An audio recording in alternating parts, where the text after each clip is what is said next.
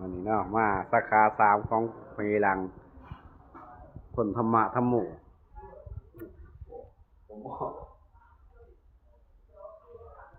ตอนนี้ก็ติดเครื่องซักผ้าแล้วพี่น้องปั่นก็ติดเรียบร้อยหมดนี่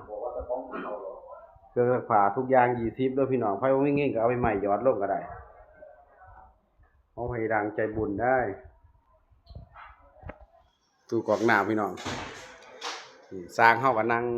สวอเซเวียอยู่บ่ทางสิไปเพิ่นว่าประเทศจะได้กระทอใหญ่เนาะ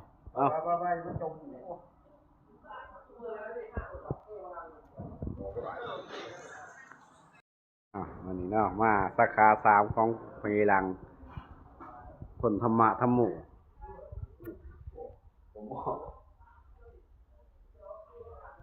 ตอนนี้ก็ติดเครื่องซักผ้าแล้วพี่น้องปั่นก็ติดเรียบร้อยหมดนี่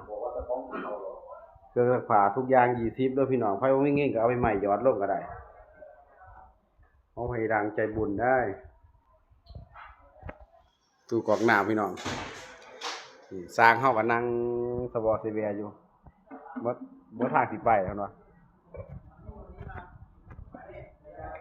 ประเทศจะได้กระทอใหญ่เนาะ